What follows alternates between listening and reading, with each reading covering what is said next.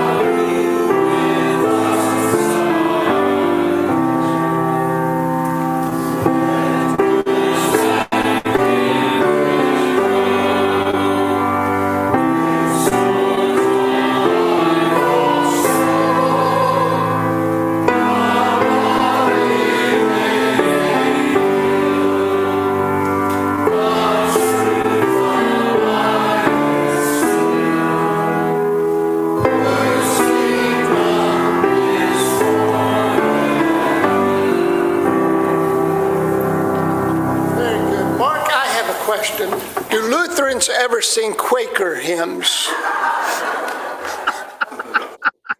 No? Okay. Okay, this might be a little bit messy, but we'll get the job done here.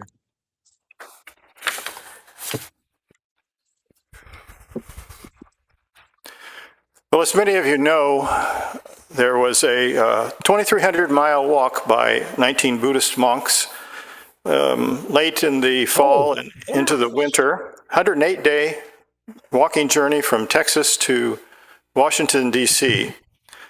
And that was to bring a message of peace and inner calm. They met with many, many different folks along the way. It was quite an inspiring process for many people. On February 11th, the day after that walk was concluded, at which time you could imagine they were quite tired, the leader of the group, Bhante Panyakara, led a meditation at Georgetown University. And it was not only for the group that was in attendance there, but it was an online meditation. Nita and I participated in that. There were over 9,000 people on the meditation, so it was quite a powerful process. So I thought this morning that I would share that with you as part of our centering process. And so if you would join me, please close your eyes. Take a few deep breaths. And hear the words of the meditation. May I be free from resentment and conflicts. May I be free from physical suffering. May I be free from mental suffering. May I be free from danger. May my body and mind be at peace. May all beings be free from resentment and conflicts. May all beings be free from physical suffering. May all beings be free from mental suffering. May all beings be free from danger. May all bodies and minds be at peace. May my body and mind be at peace. May all bodies and minds be at peace. Please continue in silence as we center down. Thank you. We'll now move on to announcements. We'll start with our friends on Zoom. Does anyone have an announcement? Hi, this is Teresa. I just want to say our Family Promise Week starts next Sunday, and we still have 2 meals. Thank you to everyone who has signed up so far. We have a couple other items needed for the Resource Center, but we're almost there. We're very close. So thank you, everyone. Starts next week. Thank you, Teresa. Anyone else on Zoom with an announcement? This is Anita. I just wanted to remind everyone that the meeting for business has been postponed to Thursday evening. Okay. Anyone else?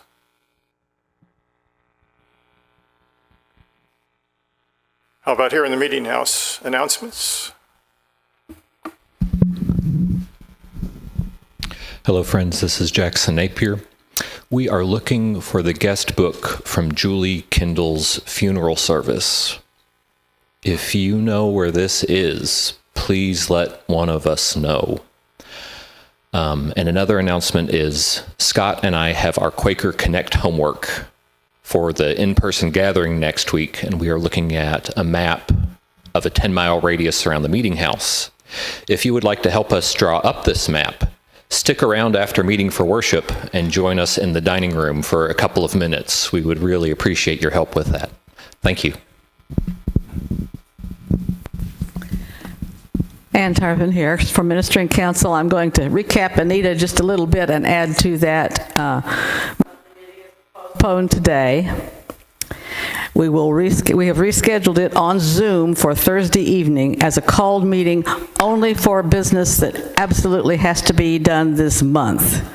So if you hear that we're getting a bequest for $1 million, as long as we paint the hall blue before next month, let me know and we'll add it to the business. But if any of the committees have anything that has to be done this month, That's the only thing we are going to handle. Sarah will clerk for us, and we'll send out the Zoom link tomorrow. And I believe, did you say, Lee, that that's the same Zoom link we're using for worship? Okay, so it's the same Zoom link, but we will send it out again with a notice tomorrow.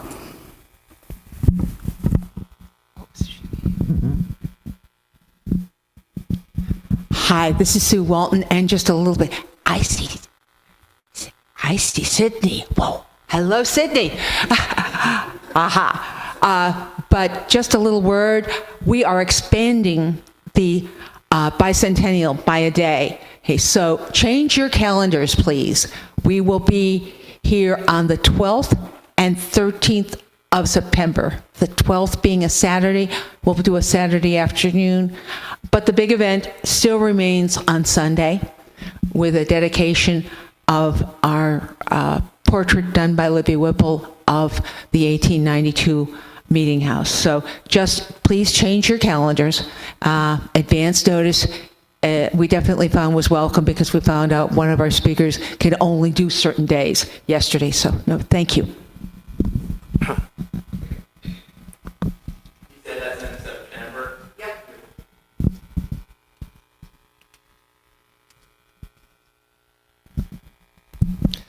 And this is Myron. I'm here again visiting you. I'm working really hard towards the Emerging Friends Camp at the Western Yearly Meeting. For those of you who are fairly new of what a Western Yearly Meeting is, it's a group of Quaker churches, and Fairfield is part of Western Yearly Meeting. I will send out the flyer that we have. It's going to be for teens from 6th to 12th grade. It's going to be, we are aiming to be a really different camp. We're going to have some, we're going to have ABP, we're going to have like spiritual social justice stuff, but we also going to have like salsa. We're also going to have, board games, Dungeons and Dragons type of journey faith thing, and sports. So I'm aiming to have as a diverse of cohort of teens as possible and counselors as possible. We might have some Spanish speakers and things like that. So please circulate the flyers that I'm gonna send out to Jackson. Hope that is okay. Sorry, I didn't tell you. I'm gonna circle out the flyer. Register as soon as possible. And if you know anybody who would be a good counselor, we are also accepting applications for counselors. They have to be over 18 for that. The next week is going to be family camp. I hope to see also some of you there. We're gathering a fun committee which is working on that Quaker events can be more fun. We are looking at things like, I'm thinking like unconventional sports where nobody is good at, so we can have like an equal ground, like mega volleyball, where like you got a bunch of people and a giant volleyball, and you all have to throw it around, things like more fun that I've experienced in Quaker events in the US. So because it's once a year, it's we've got to make it right. So I hope you can sign up for family camp, and if you know counselors or campers, I will send that out as well. Please register as soon as possible. And thank you.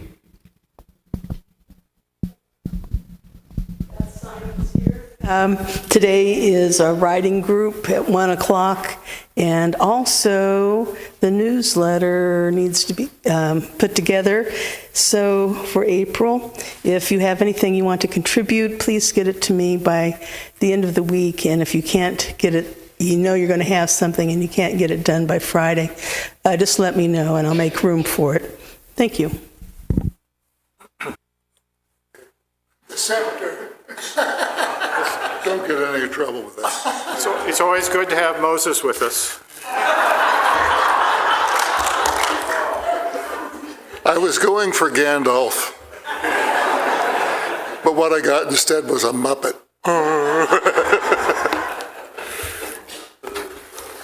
I'm counting on this being a one cough drop story. I'm going to read you In God's Hands by Lawrence Kushner and Gary Schmidt, illustrations by Matthew J. Beck. Those of you who are 6 to 16 can come down and see the pictures. The rest of you, you're too old.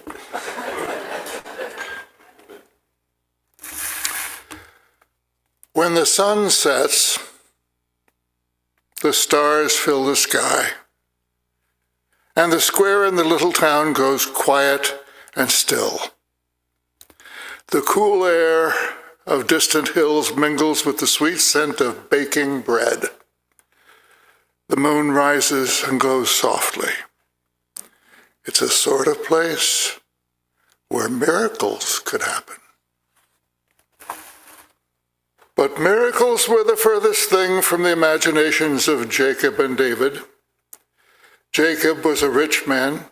He was too busy thinking about how to make more money to look for a miracle. When he came to the synagogue, the rabbi would hardly begin to speak before Jacob fell sound asleep.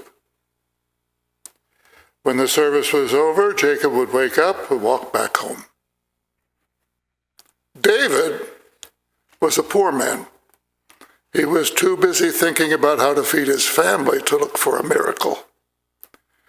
He was the caretaker at the synagogue. When the prayers were done, he would sweep and dust and tidy up the place. Then he would go back home to a house empty of everything but hungry children. That's pretty much how it went from day to day.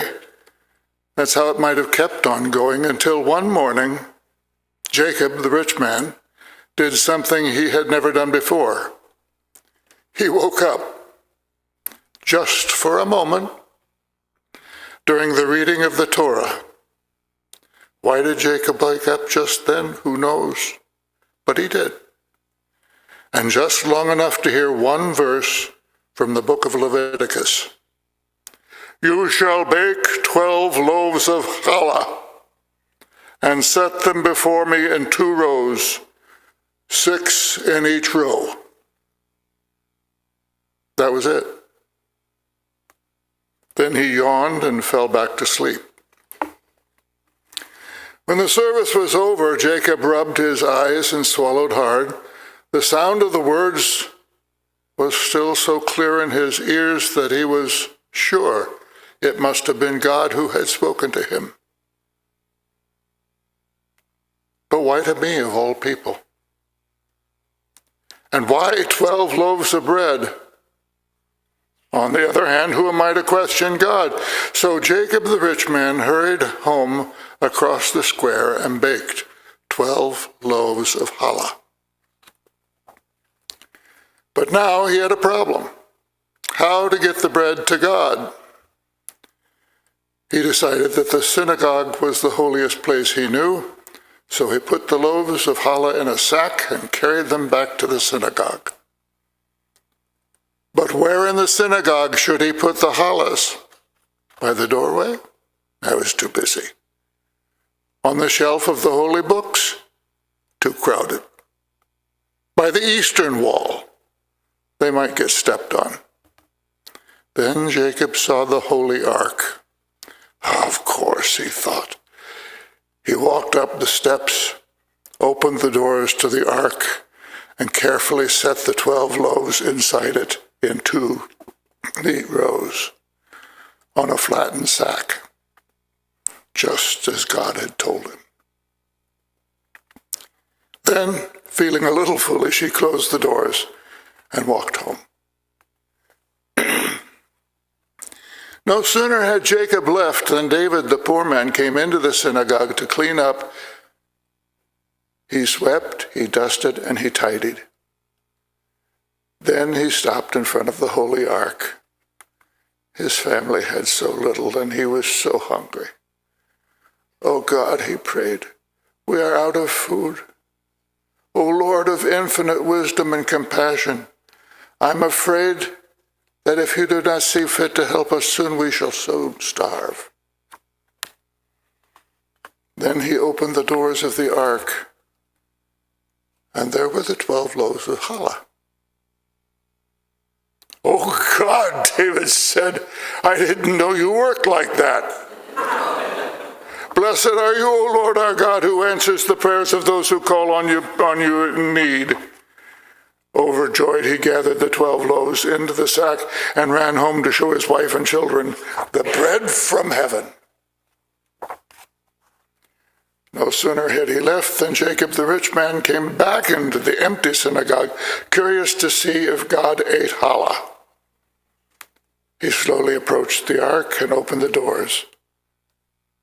The challahs were gone. "Oh my God," he whispered. "God, you really ate the challahs. It's a miracle. I thought you were only kidding. Please forgive me. I wasn't sure it was really you, so I scrimped on the eggs." "This is wonderful. Next week I will be back here with 12 new loaves, and this time I'll spare no expense." He closed the doors of the ark and ran home to see his family and tell them that God had accepted their gift. So the next week, just as he had promised, Jacob the rich man brought to the synagogue 12 new loaves of challah, and this time with raisins. He placed them in the 2 neat rows inside the ark. "Praised are you, O Lord our God," he said, "who accepts the gifts to those who offer them in love." No sooner had Jacob left than David the poor man came in. "O God," he prayed, "we have eaten all the challahs you gave us, and some we had given away to those less fortunate. But now nothing is left again. I know I should not ask, and I hope you won't think me greedy. But do you think in your infinite compassion?" He slowly approached the ark as he spoke. "You could somehow see fit to bestow on your servant another small gift, perhaps just one more miracle." He opened the doors of the ark. Sure enough, there were 12 loaves of challah, and this time with raisins. "Another miracle, and even better than the first," cried David. "This is wonderful. Praised are you, O Lord our God, who answers the prayers of those who call upon you in truth." He scooped up the loaves and ran home to share God's gift with his wife and children. And so it went, week after week. Jacob the rich man brought 12 loaves of challah to the ark as a gift to God. And week after week, David the poor man brought home 12 loaves of challah from the ark as a gift from God. The weeks grew into months, the months to years, and Jacob's giving and David's receiving became a routine thing. The rich man would run into the empty synagogue with a sack of challahs and just throw them into the ark. No sooner did he leave than the poor man would run in and scoop up the challahs and shout, "Thanks, God!" Then one day, the rabbi happened to come back into the prayer hall late one afternoon and watched the whole amazing thing. Astonished, the rabbi called Jacob and David back and told them what he had seen. Jacob and David were astonished, too. "The Holy Ark is not some kind of heavenly bakery," said the rabbi. I should have known God doesn't eat challah, said Jacob, his voice now low and sad. There wasn't any miracle after all. I should have known God doesn't bake challah either, said David, his voice low and sad. There wasn't any miracle after all. You are correct. God does not eat challah, and God does not bake challah, said the rabbi with a kindly smile. God's miracles are not like that. Then the rabbi took their hands in his. Now that you know that God does not heat challah and God does not bake challah, you have to do something even harder, Jacob. You will go back to baking bread anyway. David, you will have to go on eating bread also. Now you understand that your hands are God's hands. Jacob and David looked at their hands, and then they looked at each other's faces. They understood. Now Jacob and David often come to the synagogue together. They sit side by side. Jacob does not fall asleep during prayers, and David's belly does not growl from hunger. After prayers, they come out and stand together in the warm sunshine. If you were there, you might see them. Two men standing together, looking at one another. Two men who understand that their hands are the hands of God.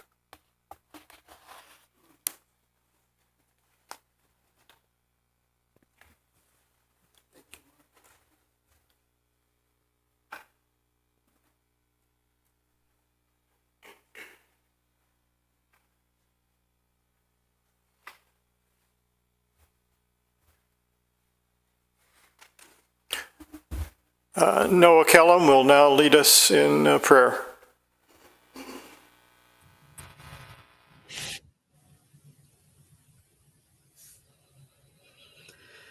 Friends, let us pray.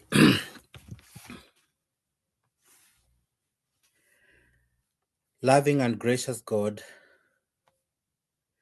we gather in gratitude and thank you for the gift of life. We thank you for the breath the breath we breathe, the strength to face each new day, and the many blessings, both seen and unseen, that sustains us.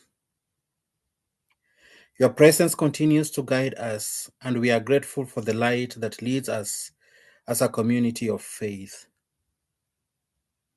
We thank you for our families and the relationships that nurture our lives. We ask you to bless our homes with patience, understanding, and kindness.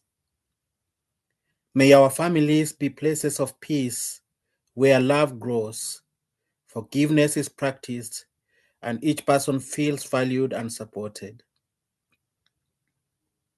We lift up to you all who are struggling with challenges of life. Some carry burdens of grief, anxiety, financial stress, or loneliness. We ask you to surround them with your comfort and strength and remind them that they are not alone. Help us as a community to walk alongside one another with compassion and care. We pray for peace in our world and wisdom for leaders everywhere. We are praying for peace in places that have been affected by conflict, violence, and suffering. Especially at this time, we lift your people in Middle East, in Sudan, in Democratic Republic of Congo. We are asking you, Lord, may you be with them.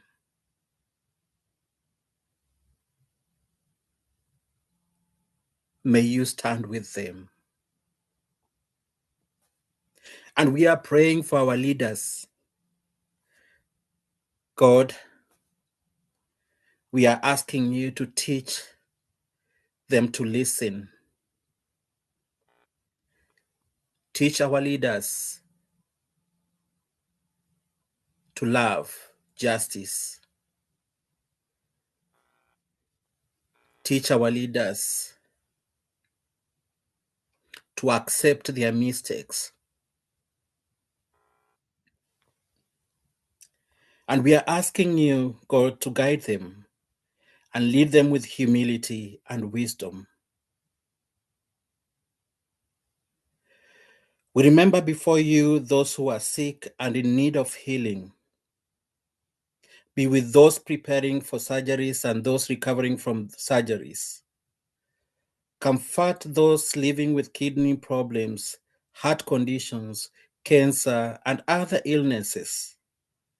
Strengthen them in body and spirit, and bless the caregivers, the medical teams, and loved ones who support them with dedication and compassion. We are praying for the committees of Fairfield Friends meeting and for the work they faithfully carry out. God grant them wisdom, unity, and spirit of cooperation as they serve this meeting.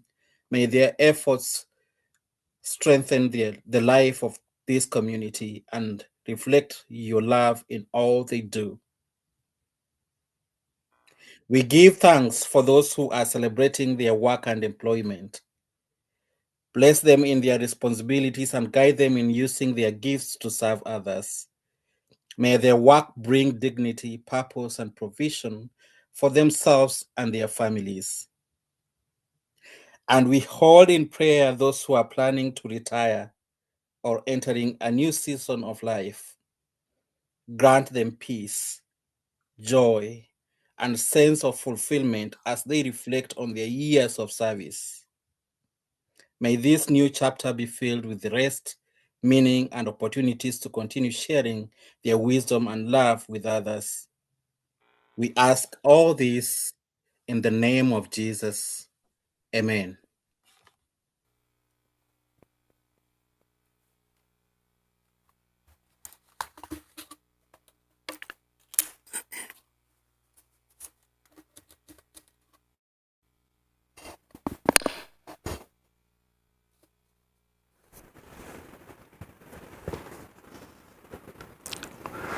When I was 9 years old, we moved into a new house that had a big yard and fields behind it and woods and a creek. And it's really when I got to know the first Quakers in my life. They were Debbie's grandparents. Her paternal grandparents lived across the street from me, and her maternal grandparent lived across the street, Mrs. Stanley, and then Mrs. Draper to our left, just south of our house.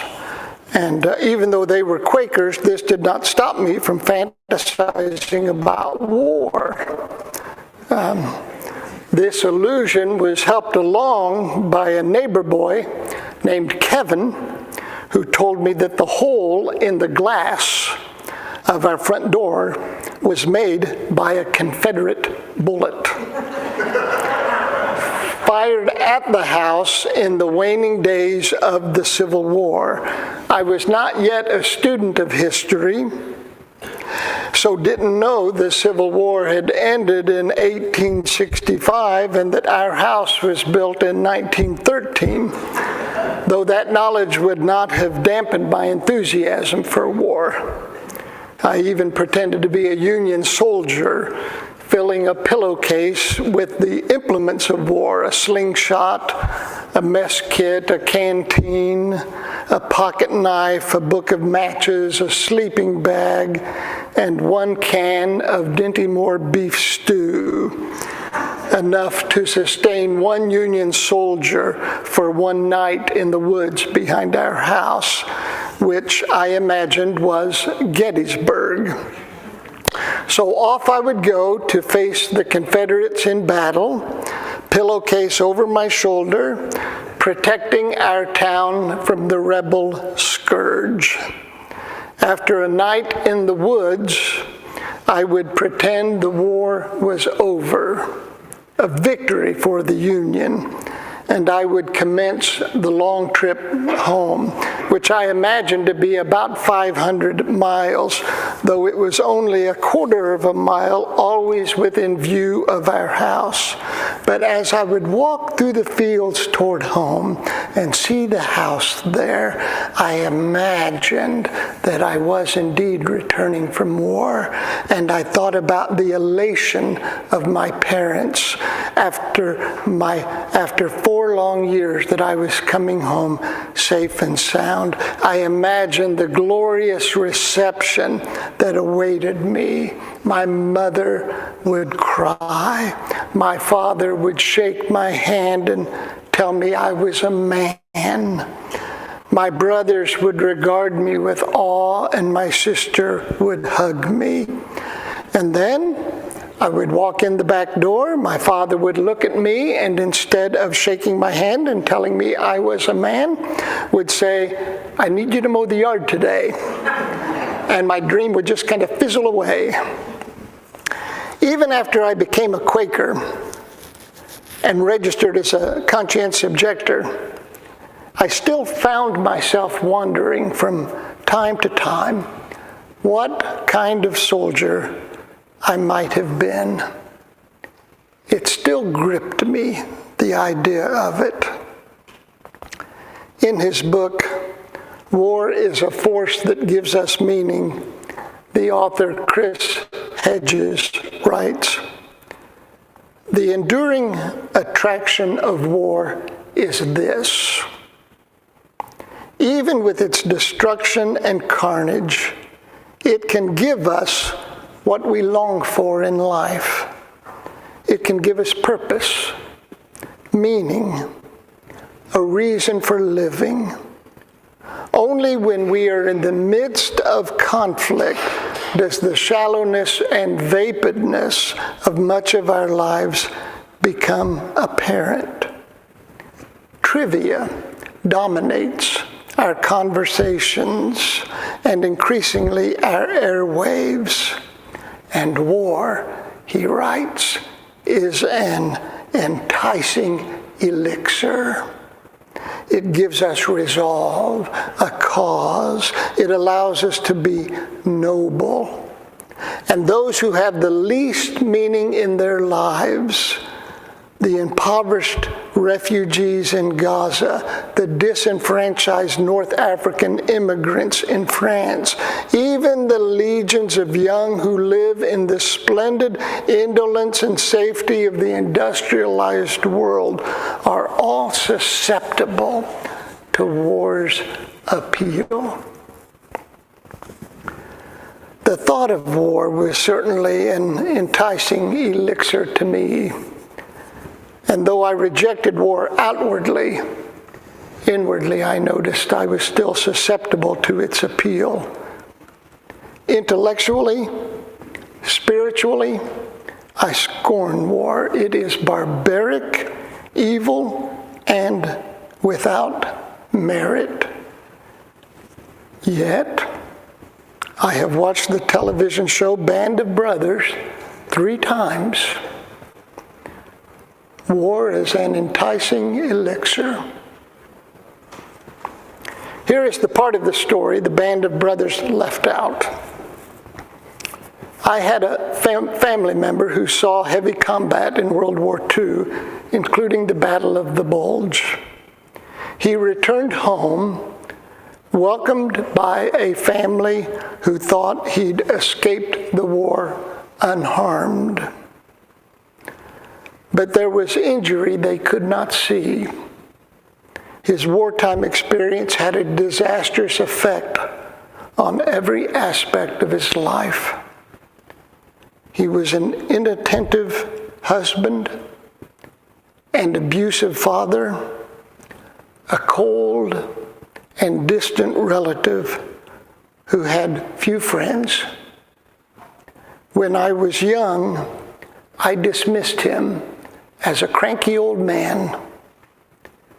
Now I believe his experience of war caused him to suffer post-traumatic stress disorder, the injury of which did not end with his death.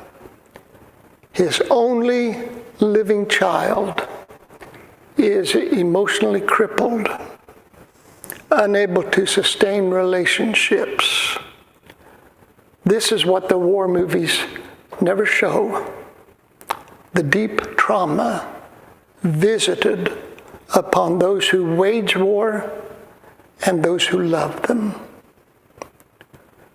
Politicians, presidents, prime ministers would have us believe our greatest problems are solved by war, that killing the right person will usher in an era of peace. We know just the opposite is true, that war inflicts enduring damage passed from generation to generation, part and parcel of our emotional and spiritual DNA. We have mastered the ability to number the war dead with great precision. 175 schoolgirls killed when their school in Iran was bombed. 13 American soldiers dead thus far, one of them a young father from Mooresville. Thousands of Iranians and Israelis, the numbers growing every day. We have perfected the science of counting bodies. What we do not count, what we conveniently forget, are the parents, the siblings, and friends whose lives are also shattered when their loved ones die. What we do not count are the lives haunted by grief, those yet unborn who will one day bear the scars of their ancestors' wars, and bearing those scars are more likely to perpetuate and multiply the pain of war. We are never able to fully count the eventual casualties of war.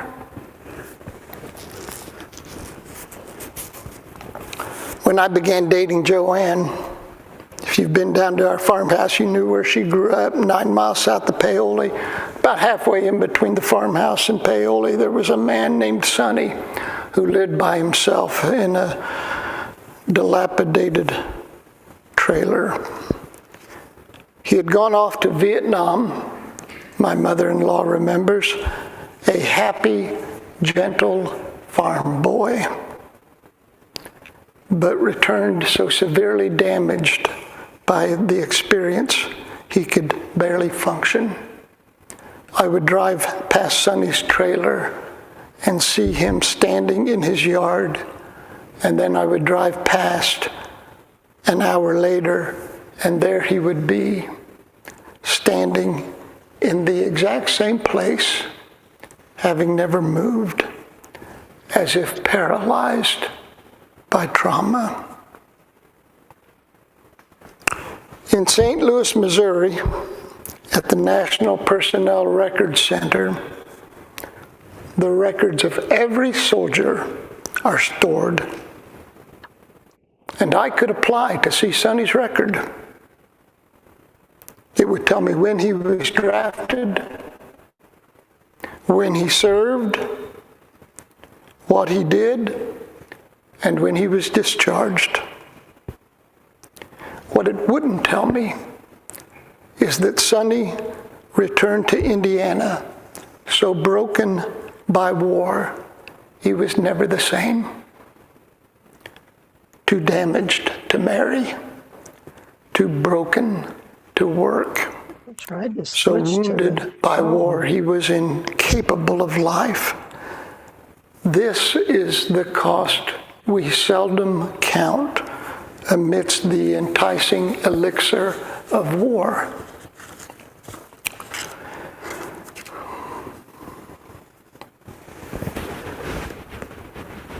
thus did Jesus say, something I have found so difficult to do, but so necessary. Love your enemies, love your enemies, love your enemies, and pray for those who persecute you, so that you may be the sons and daughters of God, who makes the sun shine on the evil and the good, who nourishes with rain those who are just and those who are unjust. Friends, resist with all your heart the temptation to love only some people. Resist with all your heart the temptation to cherish only your nation's citizens and no one else's. Resist with all your heart the lie that war brings freedom, when all around us in this world are so many shackled by the chains of hate.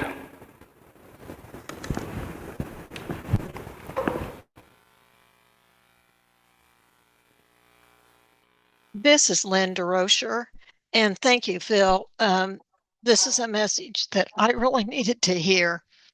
I'm really struggling, as many of you are, with this war, and it is especially difficult for me as my 19-year-old nephew was killed while serving in Iraq in 2004.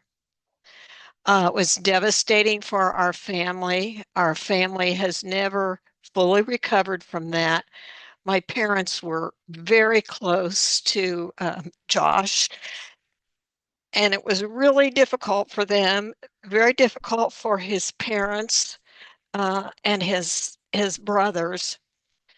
And with this war, it's just brought that back, and it's been very difficult for me to hear the flippant responses of leaders saying, "Well, that happens in war."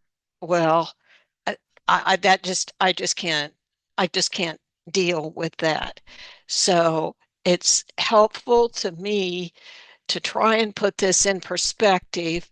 And I certainly do not hate the Iranian people. I'm having a more difficult time dealing with our leaders who have placed our country and our families in this position when they have no idea what is going to happen, how it affects everyone. And my mother said that perhaps it was God's will that her grandson die, because perhaps he would have come back so broken that that might have been worse than death. So again, I thank you for this, and I will try to remember these words as we all continue to struggle with what's happening in the world today. I didn't realize this one young man was from Mooresville until early this morning. You know how you look at the pictures and the names as they put them up of people who have been killed, and you feel bad about it. But then when I saw the picture and the story of Mooresville, and then I read his last name, I thought, I know his mom. I know his sister. And that suddenly made all the difference in the world. It shouldn't. I shouldn't feel any more different about that than anybody else that's been killed. But now I can picture his mother's face and his sister's face. And I have no idea what they're going through. None at all.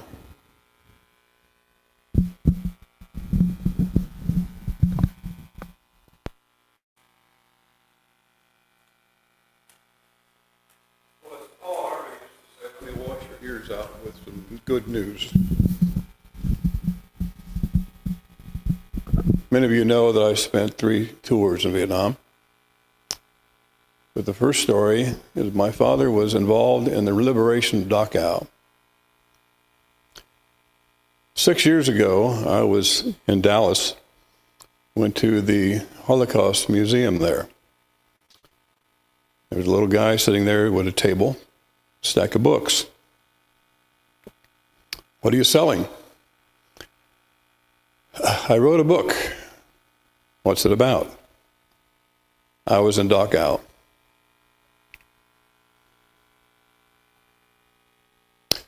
I said, my father was part of the liberation group that got you home.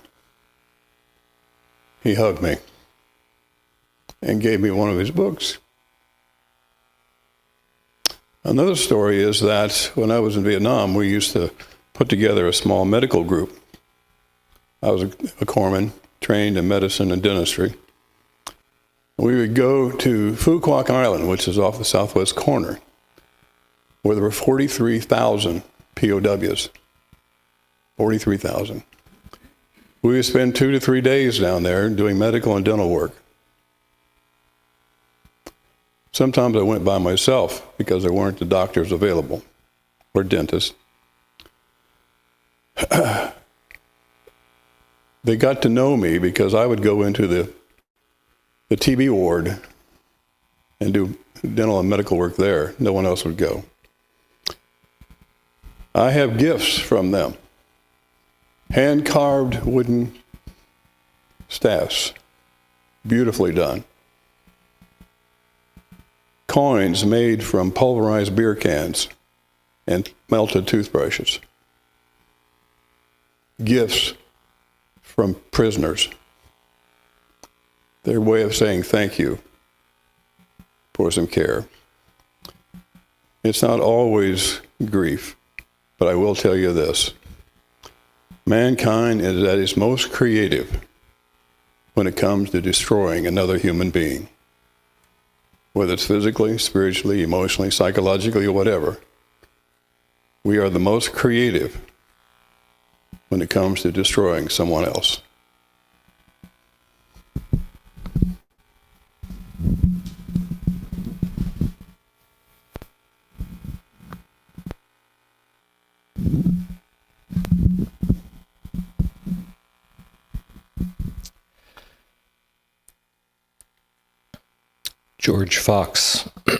George Fox talked about walking joyfully all over the earth, acknowledging that of God in every person that we meet.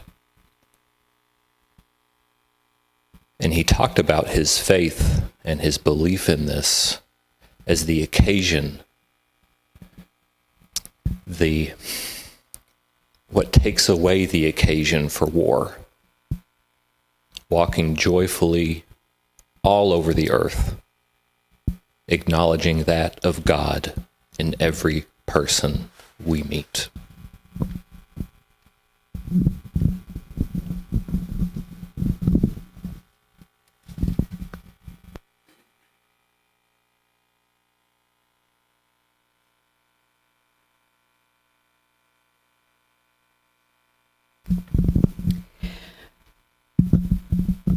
I have a really hard time with this, reconciling this war.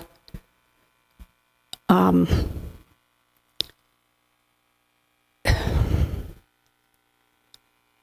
won't keep us longer, but I will say that I don't think this war is helping the Iranian people. And it's certainly not helping us. We have our own war here, right here in the United States, a war on the American people who are lacking health care and food and just common decency. And I will say, maybe it makes me a bad Quaker, I have a really hard time finding that of God in every single person right now. I'm sorry.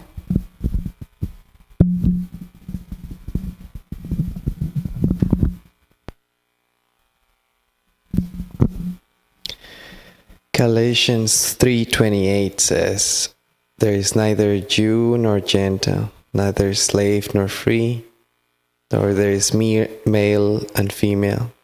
For all you are one in Christ Jesus." This morning we were talking about inclusion in the first hour, inclusion of people with different, different brains, and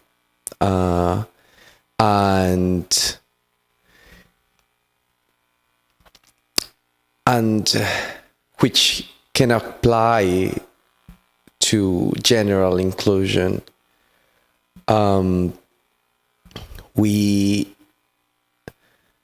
One of the things that it struck me when I arrived in the US, it was the segregation. Like there is this place for Latinos, there is this place for African Americans, and there is this place for neurodivergents, and there is this place for people with disabilities, and there is this place for LGBTQ folks, and there is this place for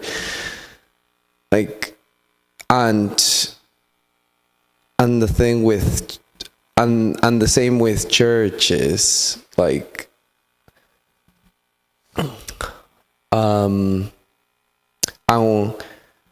and now, one of the things that was talked the first hour was when you have someone that doesn't quite feel, quote unquote, the normal, you kind of tend to isolate yourself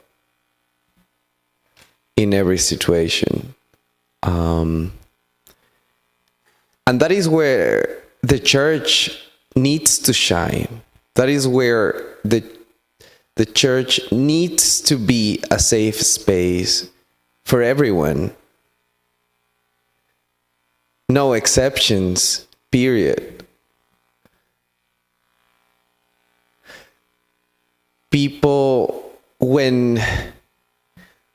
yes, the government might otherize people and say, oh, those people, and they are like this, like that, and they are horrible people. And then as church, we need to say, no, every single person is welcomed here, and you need to, and is welcome as you are.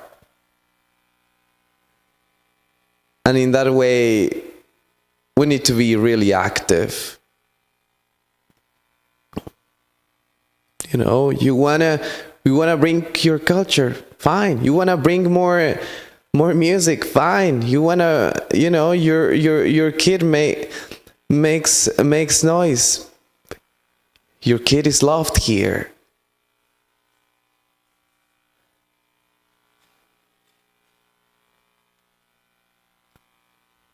We might not have, we might not have the ability to stop the war tomorrow, but we can love today.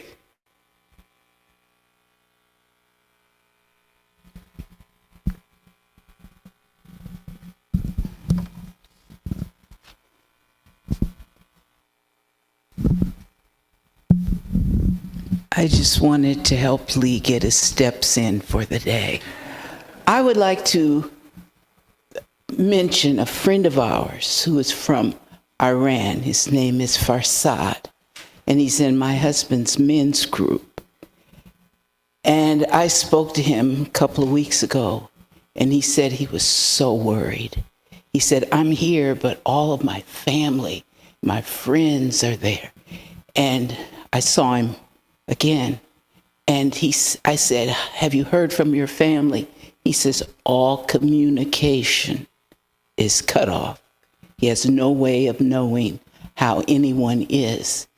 And I would like to definitely hold people in the light who are suffering, who have family members who may be endangered.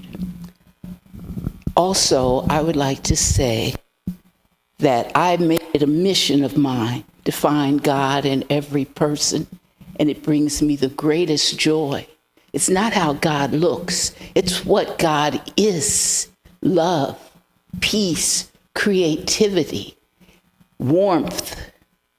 And I get the most joy when I meet a stranger, because a smile comes out. We realize we have something in common.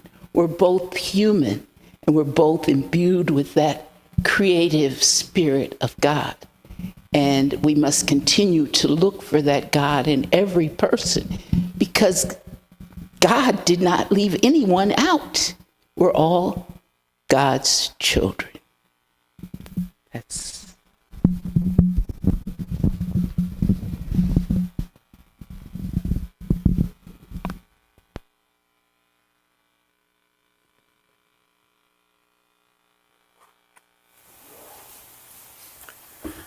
Well, I haven't switched to hymn lately, so we're going to do that today. Hymn number 320 in the green hymnal, Diverse in Culture, Nation, Race. Hymn number 320. Please stand if you're able. And as we sing, if we could have some folks to gather food. No, sorry.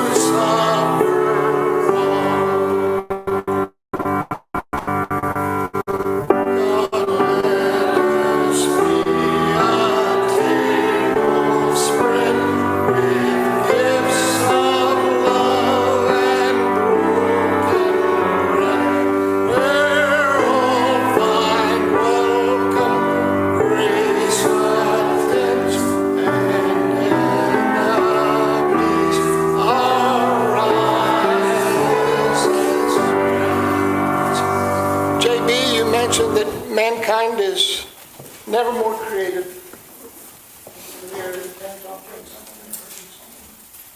And you know what creativity is, don't you? Energy. Creativity is energy. So friends, this week, direct your energy toward that which is lovely and noble and gracious. When you meet the enemy, greet them. Love them. We all have demons that we wrestle with. All of us have been broken by life in some measure and regard. And most of us are just better at hiding it than others. So love deeply. Invest your energy in those who need it. And care for this world as you have been cared for in this space. Turn and greet friends.